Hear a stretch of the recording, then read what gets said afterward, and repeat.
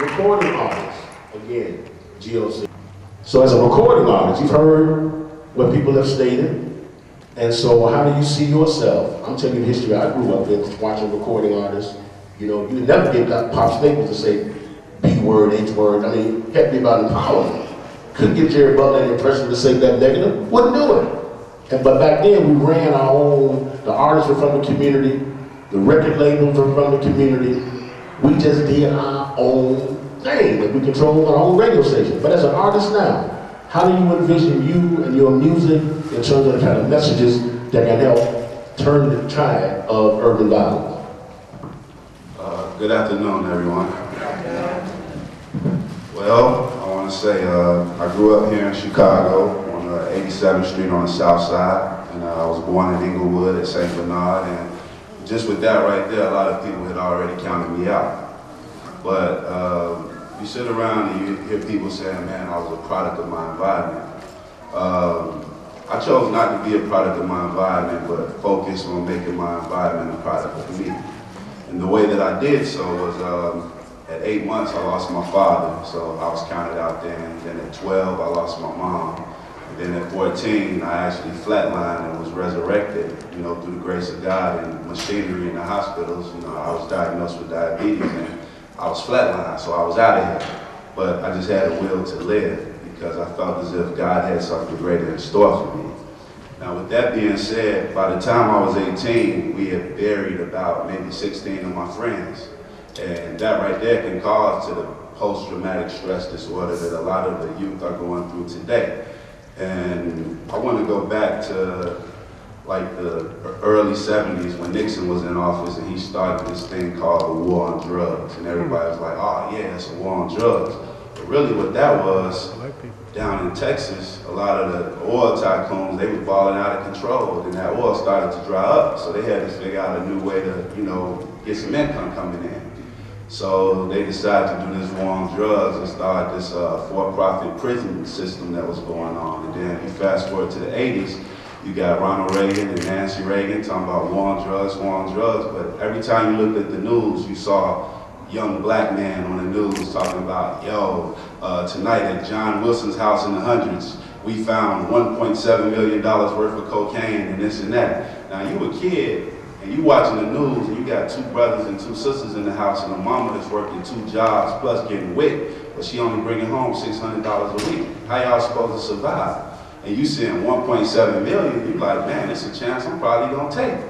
Now, they get you in with this advertisement and commercials they was putting up there talking about it was a war on drugs, but really they was advertising because it made young black men take that chance. And it wasn't like we were like, oh man, we're gonna do this to destroy our community, but man, I want the new Jordans. Or when the ice cream truck comes, I want to be able to get ice cream for all the shorties that's doing good. Or I want to be able to get him 20 bucks for making straight A's and this and that. So this is a chance that we took. But what they didn't tell you was, for what was really readily available and cheap in our neighborhoods, which was crack, they gave us 100% the amount of time for crack than what they gave for powder. And powder was being used in boardrooms all across America. I worked for this clothing company called The Lark in the 90s, and we was popping. But the owner of The Lark, every now and then, he might come out of the back like, you know, like he probably did a little powder or something. So it was kind of like the rich man's drug, and it was a white man's drug. So the only difference between crack and powder was baking soda and water. And the fact that you can make more of it by adding the baking soda and water, then you can change your economic situation. Now, with that being said, you look at the CCA, which is the Corrections Corporation of America, and then you look at companies like General Electric, who owns Universal Records and owns Interscope Records. And you listen to the music that's on the radio nowadays, they talking about, man, I do promethazine, I do lean, I sell crack, I do this, I'm riding around with my gun. Now, they took all the fathers out the houses by giving them this 100 to 1 penalty for this crack cocaine that they were selling to just be economically sound. Now, with that being said, now you're being raised by music that's misleading. You got rappers saying, I'm selling dope on the iPhone. Government tax iPhones. And with that being said, where do you end up? You end up in prison. Now you're in prison. Now you look at the CCA, which is the Corrections Corporation of America. And with that being said, man, you can buy stocks in that. You can buy stocks in prisons right now. They're readily available. And the stocks in prisons, they pretty much go up and down based on population. The more people that you can have in jail, the more the stocks are worth and the more money you're making. So who's really winning? We're not really winning. Right now, they say that 93% of all African American homicides are done by African Americans. And that's sickening because it's genocide and we out here killing ourselves and we're fighting over territory so that we can sell these drugs so that we can end up in jail. And the thing is, our mentality is not like, yo, I want to go to jail, I want to kill people, I want to be destructive, but man, I've been locked up, so now I have a felony. Now it's hard for me to get a job. What else am I going to do? Now I can't live in public housing because I have a felony, so what else am I going to do? They narrow down the options and leave the wall like just closing in on you, and you just take these chances because it's a matter of survival. That's why the violence is going on in our neighborhoods, because of the limitations. You just gotta look, 60% of the inmates that's locked up right now are in there for non-violent crimes. Like no murders, no raping, none of that, but just because they sold a little drugs in order to survive. Not because they want to kill people or destroy the community, but man, when you're getting these felonies and things and that, what other options do you have? Are you going to just sit in the corner and starve and die and be like, oh man, I just don't know what I'm going to do, or are you going to make a way? So we playing with the cards that the system has given us. This is by design. This is not like, right now, there are more African Americans in captivity than there was in the late 1800s during slavery.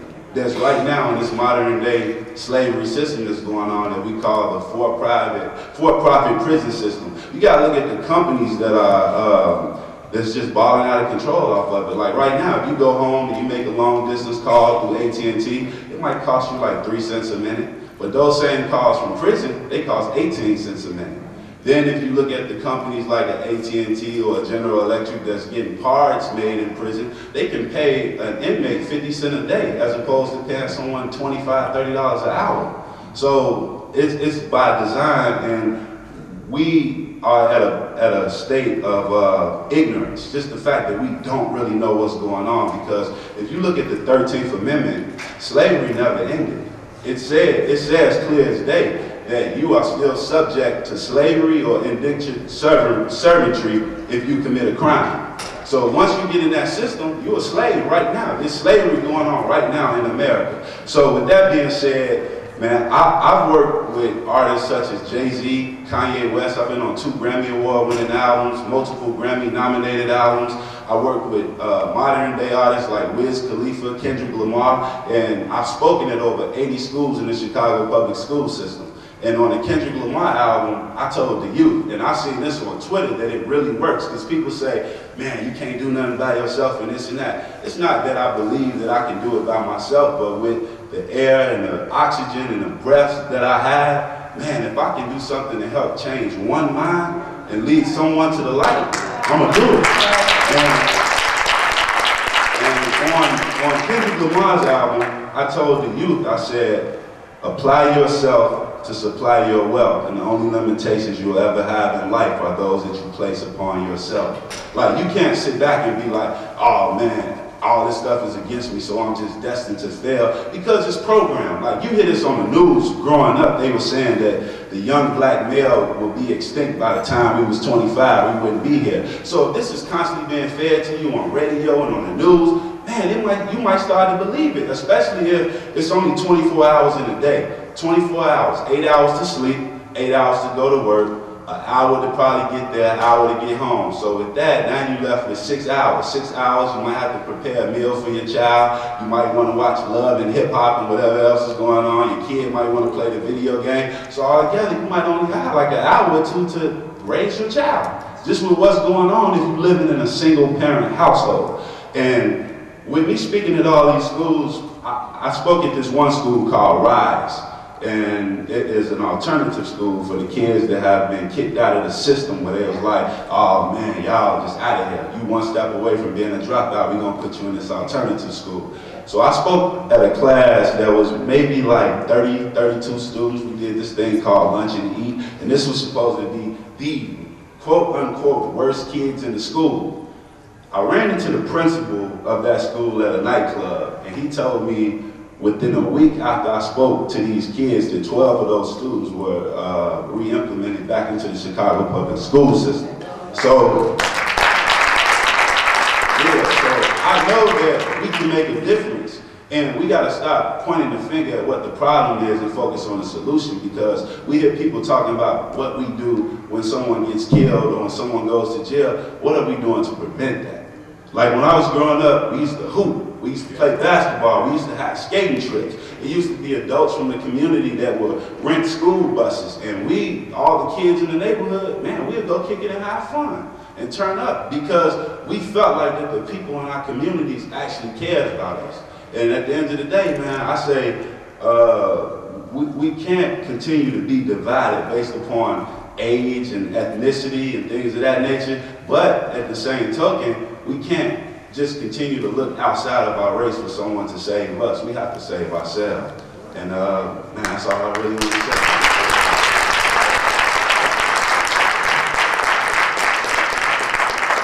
Y'all feel all right? Okay. I'm glad that God gave me the benefit of being able to come up with an Emmett Till's mama and to be one of Rosa Parks and to live this movement. I ain't read about it, I live this. And to still be around long enough to see this intergenerational piece there.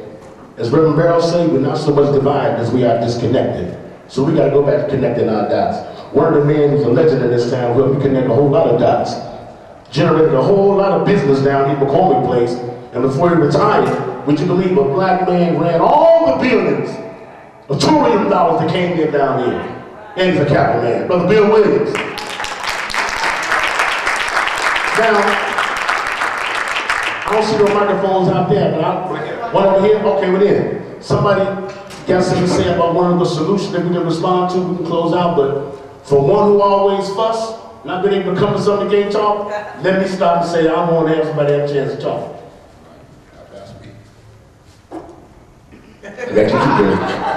The one and only, the one who convened us all. I'm gonna pay you something in that book, so I'm glad you thought I was somebody. Yeah, I have somebody heard that somewhere before. But anyway, as we get, but don't, that don't mean don't come. Don't wait till 3:52. Okay, be right there. All right. So the one who convened us all, who had the vision to connect these dots on how we go from a community of murder to excellence, and I've worked it up for over 30 years, and I'm just not, I'm still stuck on somebody calling me elder. I'm still, I ain't took that in good yet, but I'm still trying, I'm processing that in my mind. That's a word of honor, but okay. But anyway, the one who convened us all, who we lived his testimony, and he brought us together, y'all received this brother, Wallace Gator Bradley.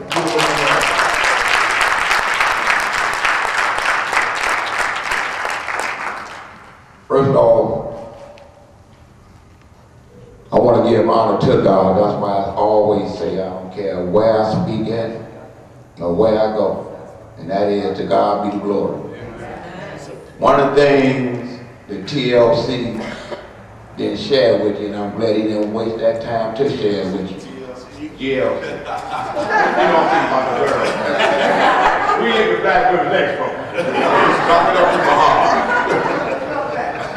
One of the things that the brother didn't share with you, and I'm glad he didn't waste his time to share with you, is he a part of growth and development. You know what I'm saying? He's a manifestation of what I'm talking about. To hear him educate you to something that we knew about in the 80s, because I was a part of the system in the 70s, on how they get paid off of New World Order slavery. To know that he has the humility to let you know what the time that he had to speak is important for you to know what all that he knows. Let me say this. In this book, you're going to read a lot about the 34th Ward. You're going to read about a guy named Rusty West.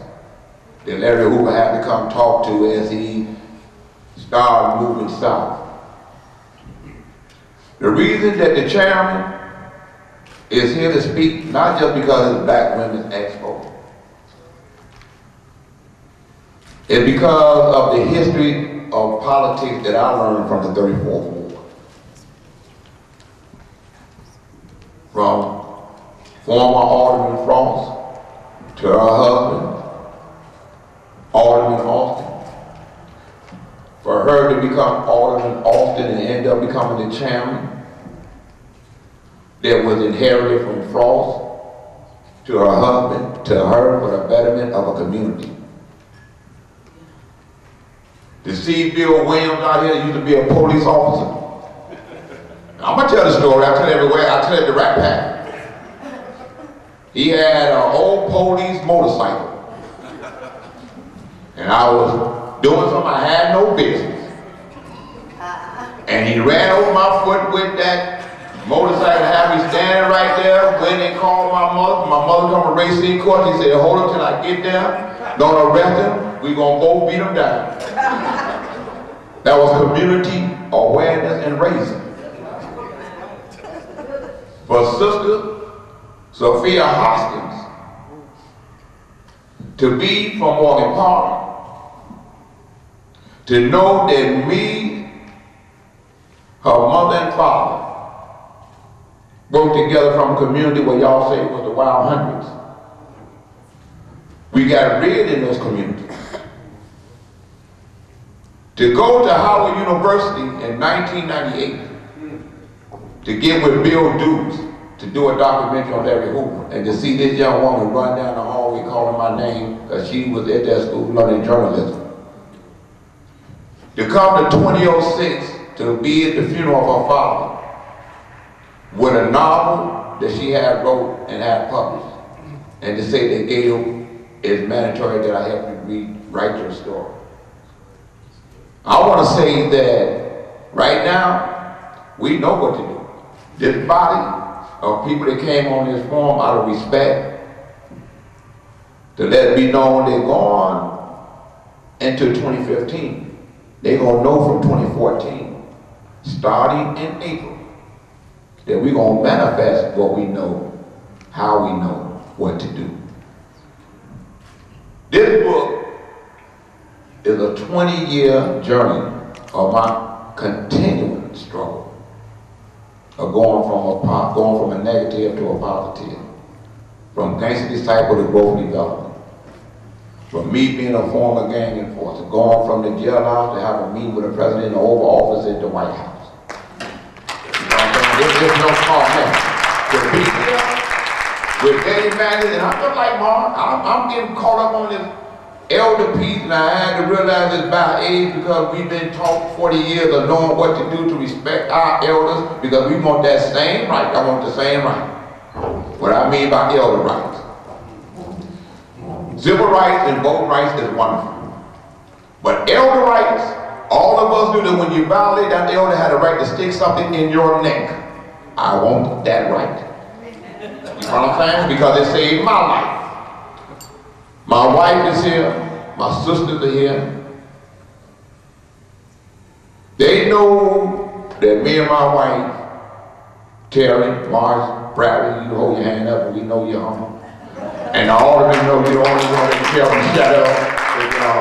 I keep saying that because I love Terry on. I ain't shy about it. But I raised my children under growth development. When the bully at the school come to my young 16-year-old son and say, well, your daddy was a former enforcer, and this generation that you with Leviticus, we feel like you ought to be the leader we can do this, or we come to me, that's his peer pressure. He graduated valedictorian. He come to me and said, Dad, you know, I got to deal with it, I'm gonna deal with this. You know, they putting this in my face, I Google this all the time, I see what you do. And I tell them where you came from. Well, son, it's time for you, now that you named Leviticus, you know you're the third book in the Bible. Let me give you this book from Gangster Disciple and Growth Development, where it says it's mandatory that you have a C average. Where you get violated if you cut a class. Where rule number 9 is personal hygiene. So when you go back to school, the first thing you got to say to that bully is 1,000 pardons. He can't rail, he can't cuss you. And you say, I'm hearing what you said, but in this literature that you said that you're about, they say you gotta have C average and you don't do, you cutting classes. You got a D. You know what I'm saying? And you end up on rule 9. What do you mean rule 9? Dude, look at you, man, your pants hanging off your butt up there. You smell yourself. You smell your butt, that's what it is. The young brother heard him when he cleaned himself up and came back and told him, that's why we felt that you could be our leader. We no longer gonna let nobody tell us what we can and cannot do to stop killing our community.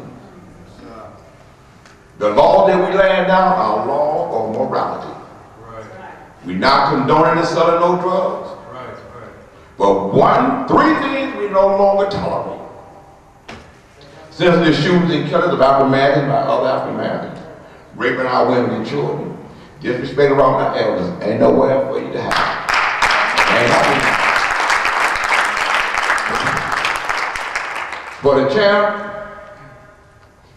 to be here politically sound when you go on the Wild 100 and see what's happening up and down 119. When they used to find bodies over there. You know, don't find bodies. To have Attorney Sam Adams Jr. here, you need to know that his daddy, you know what I'm talking about, Don Vick? His daddy was all about lawyers. And one thing I know, whether he's doing this thing before a jury to get us off a case,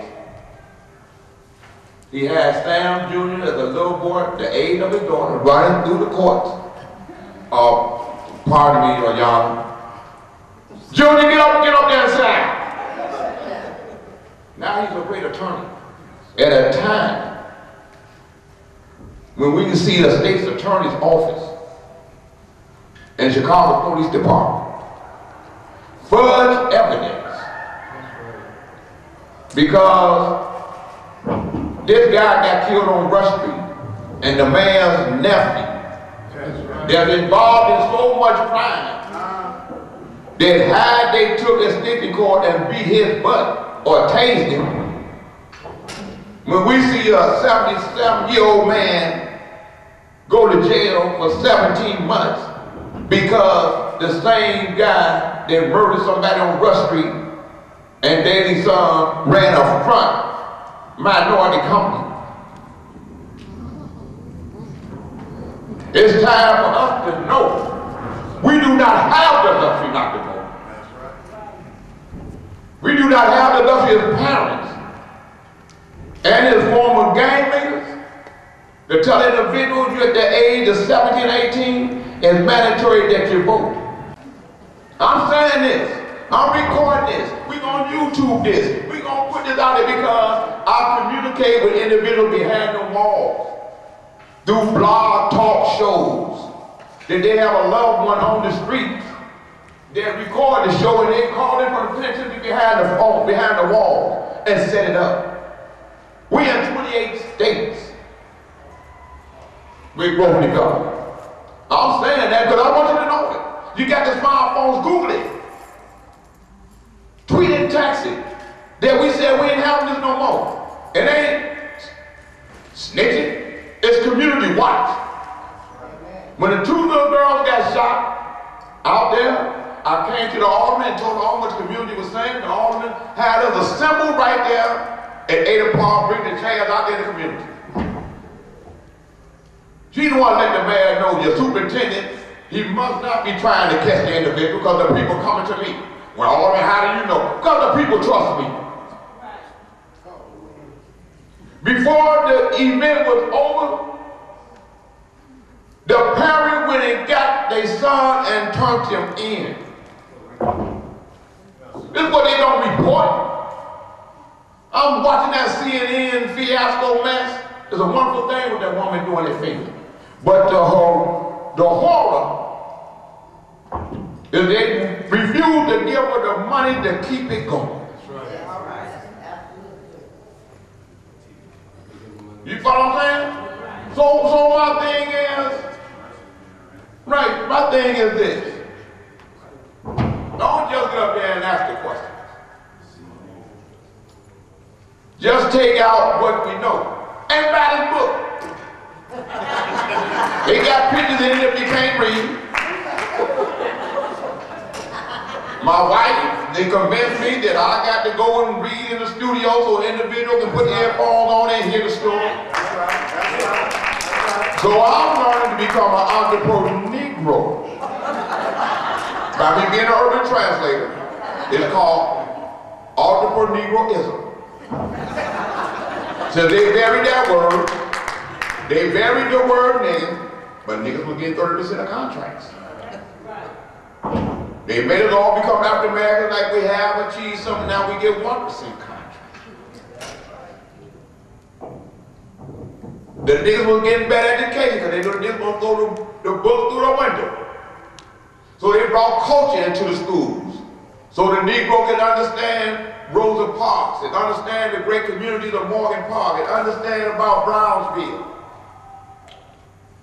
We became African Americans and we have nothing. And don't get mad because the president ain't doing what you feel he's supposed to do. Understand he's an African American. Keep it 100 with you. He don't have no relatives in the South. It's a wonderful thing that he has a black woman. They have relatives in the South. Then when he got to the White House, she said she didn't want no, what to call the women that you hired to take care of your family? Nanny. She didn't want no nanny. They got a dollar. And president, husband, dear, in America, no, they not gonna be on Air Force 1 and 2 as we go somewhere, and she told her daughters, you're gonna make up your own bed in the White House. That's parenting. And I'm gonna say this, you women, y'all got the power to make us do whatever we want to do in order to be around you. I've been married 33 years. And it was my mother that introduced me to her. When I came back on 47th Street, Bill, she thought, what you doing back here, Gator, you done beat the game. You either gonna get 100 years or you gonna get killed. Baby, could you go buy me some cigarettes? You see that? That's what you need in your life. I thought Mission Avenue was the street. She was on the sales room where all the power is. In order for me to be around her, because I learned how to play chess and dominoes in the penitentiary. For you to come see me, there's certain things you got to do. That orange and green do not mix on this street. Hey, I'm just saying I love y'all, okay? Because I'm saying, especially you, Carl. And you know, I don't care what nobody say, man. You are a media conglomerate to me. You follow what I'm saying? I'll read you. I'll tweet you. You follow what I'm saying? I share with all those that I know. And that's the power that we get. You follow what I'm saying? All we got to do, don't waste time trying to twerk it. Just networking.